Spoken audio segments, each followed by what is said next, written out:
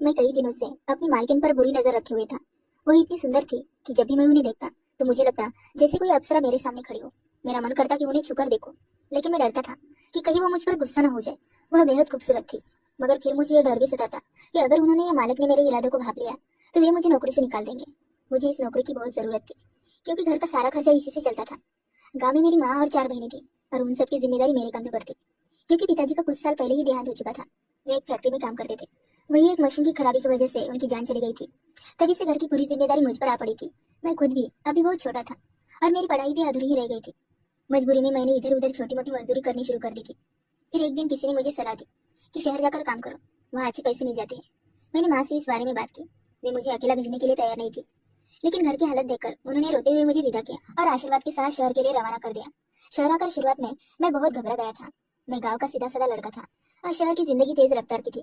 मुझे कुछ भी समझ नहीं आता था, लेकिन पेट की आग ऐसी थी कि सब कुछ सहना पड़ रहा था। मैं दिन रात नौकरी की तलाश में भटकता रहा, और आखिरकार एक दोस्त की मदद से मुझे एक बड़े घर में नौकरी मिल गई। शुरुआत में मेरा काम घर के अंदर ही था, इसी वजह से मुझे मालकिन के करीब काम करने का मौका मिला। मैं उनका बहुत आज्ञाकारी नौकर था।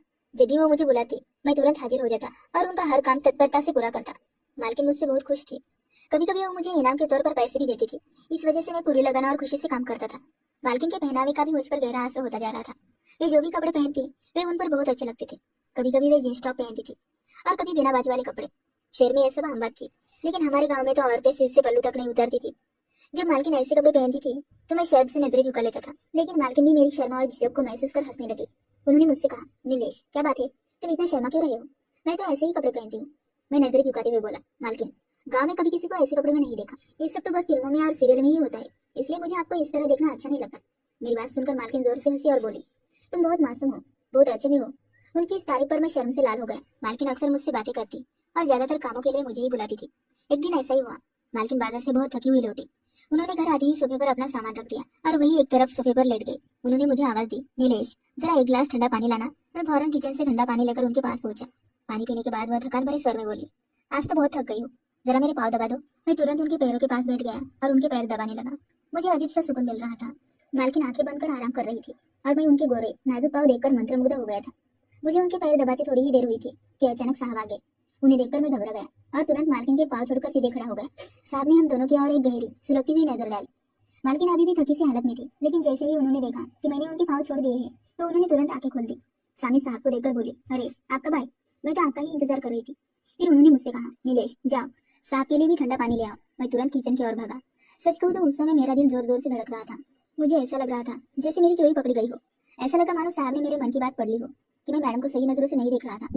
थोड़ी देर में खुद को संयमित कर मैं वापस लॉन्च में पहुंचा और साहब को पानी दिया। उन्होंने मुझ पर एक गहरी नजर डाली। मेरे माथे पर पसीने की बूंदें उभर आई, जबकि मालकिन अब तक उनके कमरे में जा चुकी थी। साहब ने ग्लास हाथ में लिए हुए मुझसे कहा, अपनी मालकिन का खास ख्याल रखना और इस घर में जरा संभल कर रहना। मैंने बस सिर हिला दिया। साहब की ठंडी मगर गूंजती हुई बात मेरे रोंगटे खड़े कर गई। मैं उनकी बात का पूरा अर्थ उस समय नहीं समझ सका, लेकिन उसके बाद मैंने खुद पर बहुत नियंत्रण रखना शुरू कर दिया। जब भी मैं मालकिन को देखता नजरें फेर लेता, लेकिन मैं भी आखिर एक इंसान था। मालकिन जैसी जवान और खूबसूरत औरत को देखकर मेरे दिल में भी अजीब अजीब ख्याल आने लगे थे। मुझे ऐसा महसूस होता था कि शायद मालकिन भी मेरे इन ख्यालों से वाकिफ है, लेकिन उन्होंने कभी कुछ कहा नहीं। यही वजह थी कि मैं चुपचाप उन्हें देखता रहता।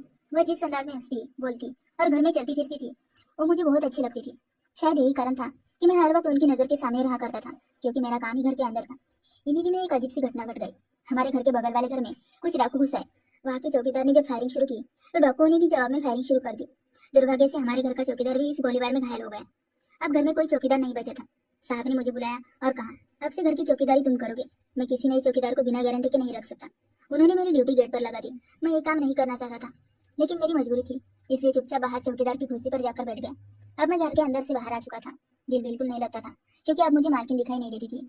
सिर्फ तभी नजर आती जब वो घर से बाहर जाती या लौटती, या फिर कभी कभार जब मैं कोई सामान रखने अंदर जाता। मेरा मन बहुत बेचैन रहने लगा।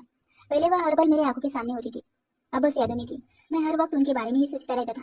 मुझे ऐसा लगता था जैसे साहब ने मुझसे किसी बात का बदला ले लिया हो, जो मुझे अंदर से हटाकर बाहर चौकीदारी पर बिठा दिया, जबकि मैं वह काम नहीं करना चाहता था। लेकिन हालात कुछ ऐसे थे कि मैं मना भी नहीं कर सकता था। इन्हीं दिनों घर से मेरी माँ का फोन आया। पिताजी की तबीयत बहुत ज्यादा बिगड़ गई थी। माँ ने मुझे तुरंत गाँव आने को कहा, और यह भी कहा कि कुछ पैसे लेकर आना, क्योंकि पिताजी को बड़े अस्पताल में दाखिल करवाना पड़ेगा। मैंने मालकिन से छुट्टी की बात की। उन्होंने मुझे 3 दिन की छुट्टी दे दी। साथ ही तनख्वाह के अलावा कुछ अतिरिक्त पैसे भी एक कर दिए, अपने घर वालों के लिए कुछ ले जाना। उनका यह व्यवहार देखकर मेरा दिल भर आया। जितनी खूबसूरत वह बाहर से थी उतना ही खूबसूरत उनका दिल भी था। मैं उनका बहुत एहसानमंद हुआ। उन्होंने जो पैसे दिए थे मैंने संभाल कर रख लिए, क्योंकि नहीं पता था कि पिताजी के इलाज में कितना खर्चा आ जाएगा। जब मैं गाँव पहुंचा तो मेरी चारों बहनें मुझसे लिपट गई। वो बहुत दुखी हो गई थी, क्योंकि मैं पहली बार इतने लंबे समय के लिए घर से बाहर रहा। उनकी ममता और प्यार देखकर मेरी आंखें भर आई। मैं बारी बारी से अपनी सभी बहनों को गले लगाकर प्यार करने लगा। माँ की आंखों में भी आंसू भर आए। उन्होंने भराए सुर में कहा, नीलेश तू कितना कमजोर हो गया है, शहर की हवा तुझे सूट नहीं कर रही। उन्हें लग रहा था कि मैं पहले से ज्यादा दुबला और सांवला हो गया हूँ। माँ का प्यार और चिंता देखकर मैं मुस्कुरा दिया और बोला, माँ मैं बिल्कुल ठीक हूँ, आप मेरी फिक्र मत कीजिए, मुझे बस पिताजी की तबीयत के बारे में बताइए। मेरे इतना पूछते ही माँ दुखी हो गई और कहने लगी, तेरे पिताजी को बुखार आने लगा था, हमने पास के मेडिकल से दवाई मंगवाई, लेकिन कोई फायदा नहीं हुआ। कभी बुखार उतरता तो कभी चढ़ जाता, फिर उन्हें उल्टियाँ होने लगी। जब डॉक्टर को दिखाया तो उन्होंने कुछ टेस्ट करने को कहा। हमने यही के अस्पताल में टेस्ट करवाए और तब पता चला कि तेरे पिताजी के लीवर में खराबी है। डॉक्टर ने सलाह दी कि उन्हें किसी बड़े अस्पताल में भर्ती कराया जाए। बेटा मैंने तुझे इसलिए बुलाया है कि तू खुद अपने पिताजी को लेकर जाए और उनका इलाज अच्छे से करवा सके। हम औरतों को कुछ भी नहीं पता बेटा। माँ की बातें सुनकर मेरा दिल बेचैन हो उठा। मैं उन्हें तसल्ली देते हुए उठ खड़ा हुआ और पिताजी के कमरे की ओर चल पड़ा। पिताजी बिस्तर पर लेटे थे। मैंने धीरे से पूछा, पिताजी कैसे हैं आप? उन्होंने नम आंखों से मेरी ओर देखा और बहुत ही उदास लहजे में बोले, बेटा लगता है अब मेरा आखिरी वक्त आ गया है। मैंने तुरंत उनके मुंह पर हाथ रख दिया और कहा, पिताजी ऐसी बातें मत कीजिए, आपको हमारी भी उम्र लग जाए।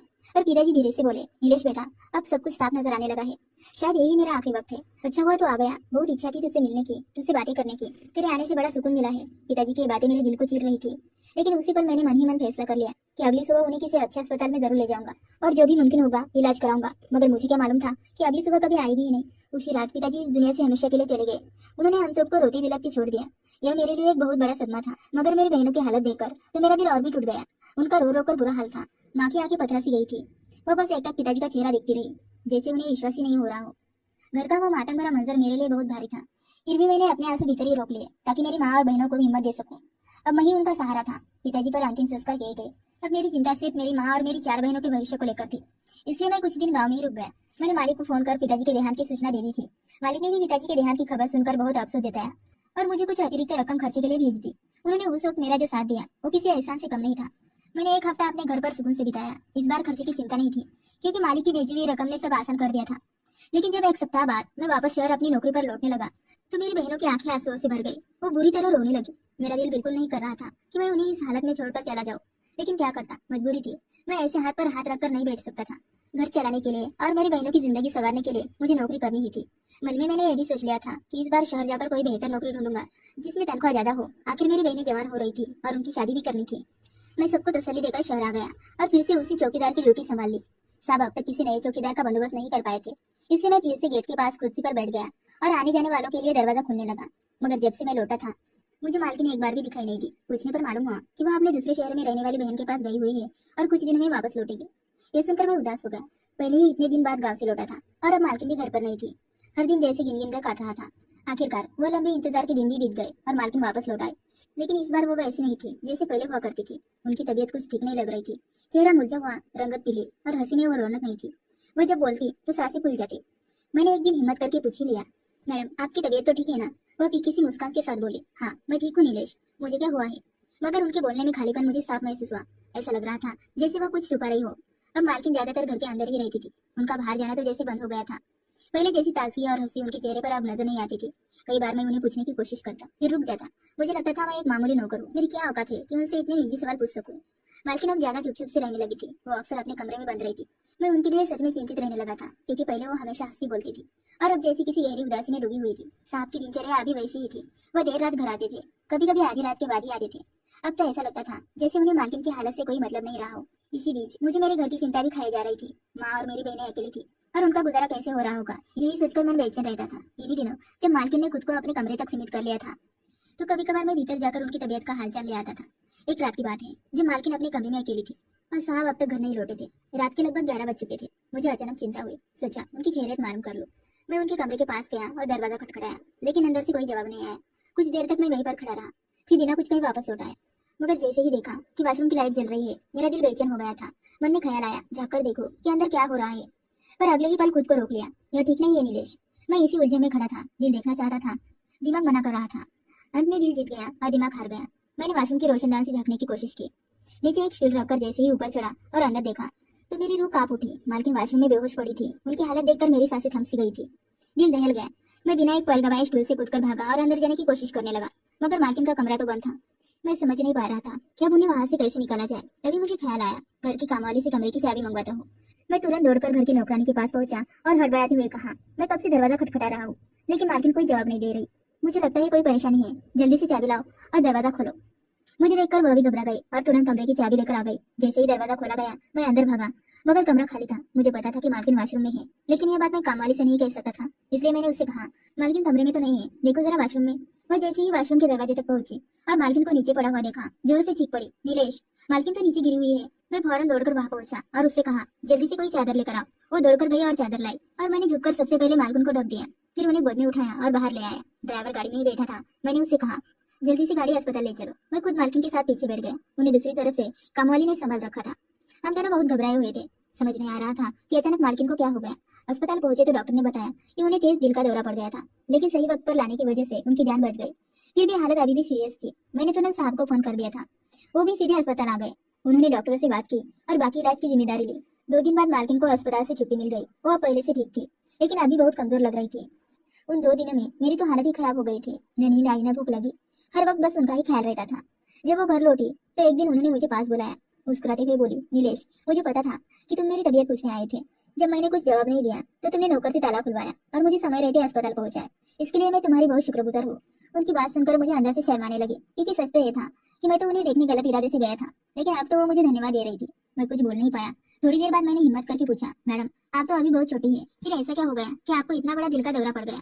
वो थोड़ी देर चुप रही, फिर बोली, कुछ बातें सीधी दिल में लगती है नीलेश। तुम्हारे साथ के बेवफाई ने मेरा दिल तोड़ दिया है। तुम खुद देखो, क्या मुझ में कोई कमी है? मैं पढ़ी लिखी हूँ, खूबसूरत हूँ, रहन सहन भी जानती हूँ, लेकिन फिर भी उन्होंने मुझे छोड़कर किसी और को पसंद किया। वो औरत ना खूबसूरत है, ना उसे रहन सहन की तमीज है, और उसे देखकर दोबारा देखने का मन भी नहीं करता। फिर भी तेरे साहब उसी के पीछे पड़े हैं। अब तुम ही बताओ, क्या इस बात का दुख नहीं होगा मुझे? मेरा दिल तो जैसे टूट गया है, अब तो जीने का भी मन नहीं करता। यह कहते कहते उनकी आंखों से आंसू बहने लगे और मैं बस चुपचाप उन्हें देखता रह गया, कुछ कह भी नहीं पाया। दोस्तों, इस कहानी का अगला भाग सुनने के लिए चैनल को सब्सक्राइब जरूर करें और हाँ, नोटिफिकेशन बेल जरूर दबाएं ताकि अगले अपडेट सबसे पहले आपको मिले। धन्यवाद।